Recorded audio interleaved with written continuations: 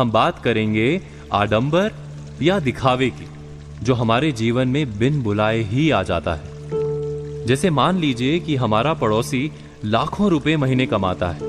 वो अक्सर नए नए ढंग के फोन और महंगी गाड़ियां लेकर आता है।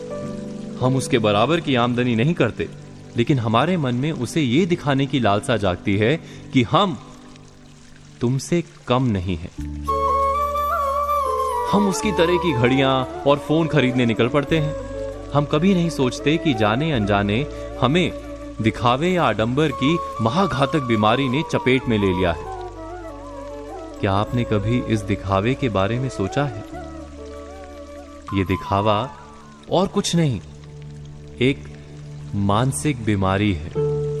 हमने अक्सर समझदार लोगों को इसके फंदे में पड़ते पाया है। यह और कुछ नहीं करती, बस इतना ही करती है कि आपसे विवेचना और समझ की शक्ति छीन लेती है और एक ऐसी अंधी दौड़ में कूद जाने के लिए तैयार कर देती है जिसका कोई सार्थक अंत नहीं दिखता।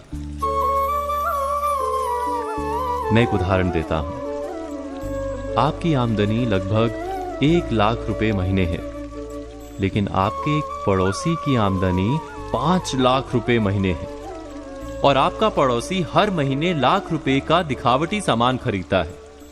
हर हफ्ते महंगे होटलों में खाना खाता है। आप बिना विचार किए देखा देखी या आडंबर के जाल में आकर अपने पड़ोसी की राह चल निकलते हैं।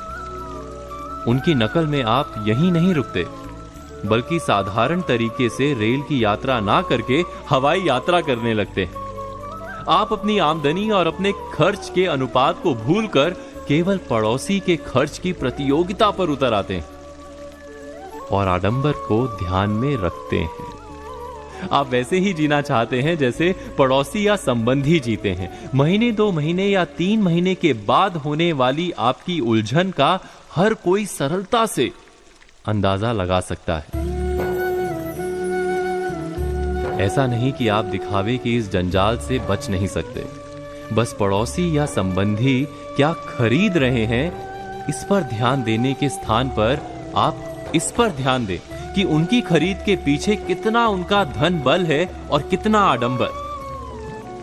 एक बार अगर आपने सरल गणित को समझ लिया तो जीवन में आप कभी भी किसी तरह के आडंबर के खेल में नहीं फंसेंगे।